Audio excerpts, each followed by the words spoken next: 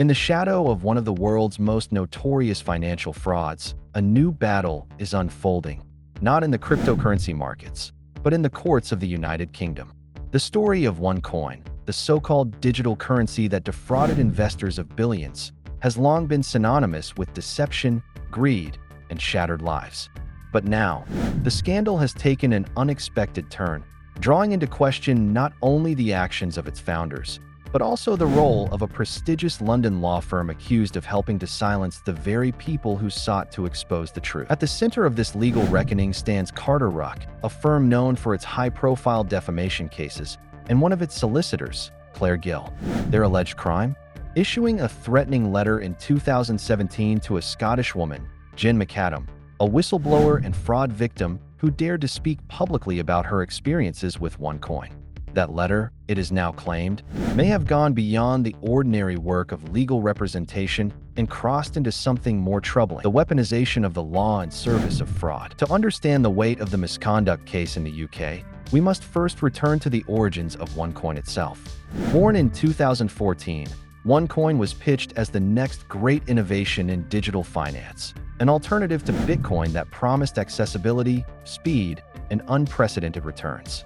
Its charismatic founder, Ruja Ignatova, known worldwide as the Cryptoqueen, toured global stages in glittering dresses, captivating audiences with the allure of a financial revolution. Investors were told that OneCoin was backed by cutting-edge blockchain technology, that it would surpass Bitcoin in value, and that those who joined early would secure unimaginable wealth. But beneath the glamour and carefully staged presentations lay a far more sinister reality. Unlike Bitcoin, OneCoin had no functioning blockchain. There was no open ledger, no transparency, no verifiable technology. What it did have was an aggressive multi-level marketing structure where participants earned commissions by recruiting others into the scheme. From small villages to bustling financial centers, millions were persuaded to buy educational packages, bundles of so-called financial training materials, bundled with OneCoin tokens. These tokens, victims were told, could be mined and would soon explode in value. The truth was starkly different. Investigators later revealed that OneCoin was nothing more than a vast Ponzi scheme, fueled not by real cryptocurrency trading, but by the steady flow of money from new recruits. Billions of dollars were siphoned off, enriching Ignatova and her close associates, while ordinary people lost their life savings. By the time law enforcement agencies across the world began to unravel the operation, the scheme had already become one of the largest financial frauds in history, leaving behind an estimated $4 billion in losses and countless broken promises. Yet, even as evidence mounted, the OneCoin machine continued to operate in plain sight for years. Victims who dared to speak out were often met with resistance, intimidation, or threats of legal action. And it was here, in the fog of fraud and silence, that the story of Carter-Ruck's legal letter emerges, raising uncomfortable questions about whether the instruments of justice had, in fact, been used to shield a criminal empire. The allegations now facing Carter-Ruck and Claire Gill are as serious as they are unprecedented. According to the Solicitors Regulation Authority, SRA, Gill authored and sent a letter to Jen McAdam in 2017 on behalf of OneCoin. In that letter, McAdam was warned against making further public statements about the company under threat of legal action. To McAdam, who had already lost money to the scheme and was working to warn others, the letter was not just intimidating. It felt like an attempt to silence the truth. At the heart of the Misconduct case is the question of intent and knowledge. The SRA alleges that Carter-Ruck, in representing OneCoin, may have provided legal services in furtherance of fraud. Put simply, the claim is that the firm, knowingly or otherwise, lent its credibility to a criminal enterprise, and in doing so, helped perpetuate the harm inflicted on thousands of victims worldwide. This allegation strikes at one of the most sensitive areas of legal ethics. Lawyers are bound by duty to act in their clients' best interests, but they are also prohibited from facilitating dishonesty or fraud. To cross that line is to risk undermining the very integrity of the legal system. If proven, the case would not only damage Carter-Ruck's reputation, but also set a precedent about the responsibilities of lawyers when faced with clients whose business may be tainted by criminality. The allegations against Carter-Ruck and Claire Gill opened the door to questions that cut to the very heart of the legal profession. On one side lies the solicitor's duty to defend their client's interests, even when those clients are controversial. On the other side stands the public interest, the right to free expression, and the imperative that the law not become a tool for silencing victims of fraud. The case forces us to examine where that line should be drawn and what happens when it is crossed. At the center of the storm is the claim that Carter-Ruck was retained in furtherance of fraud. This is not a minor technicality. In legal doctrine, solicitor-client privilege, the bedrock of confidential representation, collapses the moment legal services are used to promote criminal activity. If the tribunal upholds this principle here, it could strip away the protections OneCoin and its lawyers sought to invoke, revealing correspondence and strategies that might otherwise have remained hidden. Equally troubling is the specter of SLAPs, strategic lawsuits against public participation. These are legal threats or claims brought not to resolve genuine disputes, but to intimidate and silence critics. For years, campaigners have warned that UK defamation laws, some of the strictest in the world, are ripe for abuse by powerful interests. The OneCoin case may prove to be a textbook example, where the machinery of libel law was mobilized against an ordinary woman whose only crime was speaking the truth about a fraud that robbed her and countless others of their savings. The ethical dilemmas extend beyond the letter of the law. Should a prestigious firm accept instructions from clients whose legitimacy is questionable, especially when public warnings about fraud are already circulating? Does ignorance absolve responsibility? Or does due diligence require lawyers to ask harder questions before lending their name and authority to such causes? And perhaps most critically, what safeguards should exist to ensure that the legal system itself does not become complicit in perpetuating injustice? These are not abstract debates. They go to the very credibility of the legal profession and to the trust society places in its guardians of justice. In the OneCoin saga, the courtroom drama may not only determine the fate of one solicitor, it may reshape the boundaries of legal ethics in Britain for years to come. For all the accusations and scrutiny, Carter-Ruck and Claire Gill are not without their defense. From the firm's perspective, what unfolded in 2017 was a straightforward act of representation. A solicitor acting on the instructions of a client who claimed their reputation was being unjustly attacked.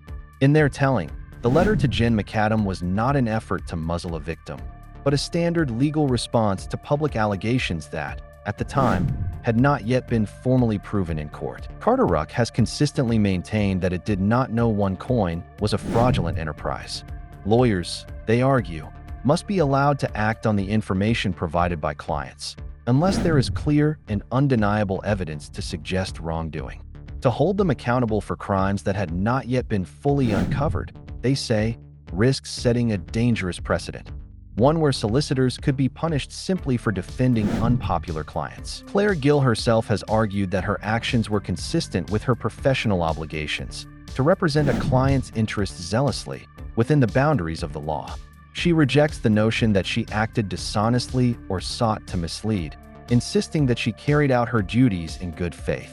In the firm's view, the SRA's case mischaracterizes what was, at the time, a legitimate legal strategy in defense of a client's reputation. The defense also points to the broader principle at stake, the right of any individual or organization, even one later accused of fraud, to seek legal counsel.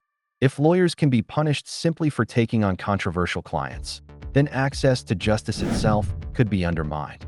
To Carter-Ruck, this is less about OneCoin and more about the independence of the legal profession and whether solicitors will still be free to represent clients without fear of retroactive condemnation. And yet, this defense sits uneasily against the scale of the OneCoin scandal.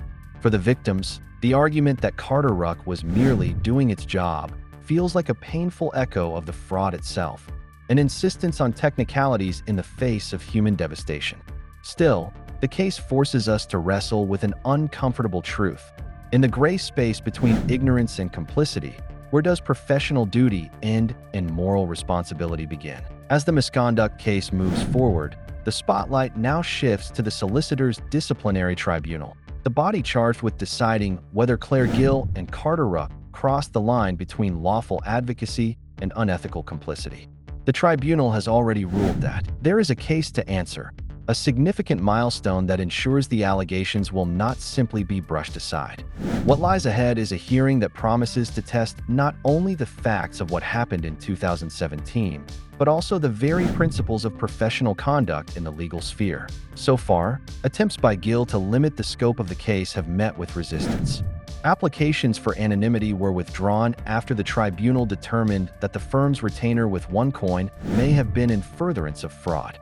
That finding alone has reverberated far beyond this single case, raising the prospect that solicitor-client privilege, the shield upon which much of legal practice relies, could fall away entirely when a client's business is rooted in deception. The next decisive moment is scheduled for December 2025, when Gill is expected to argue for dismissal of the case. The hearing will weigh her claim that she acted in good faith against the evidence that her legal threats may have helped suppress the voices of fraud victims. Observers say the outcome could reshape the landscape of legal ethics in Britain, particularly as lawmakers grapple with new measures to curb slaps and ensure that justice is not twisted into a weapon for the powerful. For the victims of OneCoin, the tribunal represents more than just a disciplinary process. It is a chance for recognition, a moment where the silencing they endured may finally be acknowledged for what it was. For the legal profession, it is a test of integrity, a reminder that the role of the lawyer is not only to defend, but also to safeguard the credibility of the system itself. And for the wider public, it is yet another chapter in the unfinished story of OneCoin, where the pursuit of accountability extends beyond the fraudsters themselves to those who, knowingly or not, helped shield them from the truth. The OneCoin saga has always been more than just a story about money. It is a cautionary tale about trust, power, and the devastating cost of unchecked ambition. At its core, it reveals how millions of ordinary people, from small towns to global cities, were seduced by the promise of a financial revolution, only to be left with empty wallets and broken dreams. But as the UK Misconduct case shows, the fallout from OneCoin extends beyond the fraudsters themselves. It forces us to confront the uncomfortable reality that respected institutions, including law firms, can become entangled in the machinery of deception. The case against Carter-Ruck and Claire Gill underscores a central dilemma of modern justice. When does legal advocacy cross the line into complicity? If lawyers can be used to silence victims, if the law itself can be weaponized to shield those accused of fraud, then trust in the very foundations of justice begins to erode. This is why the outcome of the tribunal matters, not just to one solicitor's career, but to the profession as a whole, and to the public's faith in the fairness of the system. It also matters for the victims. For years, people like Jen McAdam fought not only against the financial ruin inflicted by OneCoin, but against the fear of retaliation for speaking out. Recognizing their struggle and exposing the tools used to suppress their voices is part of a larger process of accountability, one that stretches from the fraud's architects to those who, knowingly or unknowingly, lent them credibility. And finally, this case matters because it shines a light on the urgent need for reform. The UK is beginning to grapple with the dangers of slaps and with the ethical responsibilities of those who wield legal power. What happens in this tribunal may well shape how the law evolves, determining whether it continues to serve as a shield for justice or a sword in the hands of those who would exploit it. In the end, the story of OneCoin is not just about a vanished Cryptoqueen or a collapsed Ponzi empire. It is about the voices of the silenced, the responsibilities of the powerful, and the ongoing struggle to ensure that justice cannot be bought, bullied, or buried. And that brings us to the end of today's deep dive into the UK Misconduct case over OneCoin's lawsuit threat. The story of OneCoin is still unfolding, and the December tribunal could reshape the very rules that govern the legal profession. If you found this breakdown insightful, make sure to hit that like button. It really helps the channel. Don't forget to subscribe and turn on notifications so you don't miss our next documentary-style investigation into the scandals shaping law, finance, and pop culture. I'd love to hear your thoughts. Do you think the law firm crossed the line, or were they just doing their job? Drop your comments below. I read everyone. Thanks for watching, and as always, stay curious, stay informed, and I'll see you in the next one.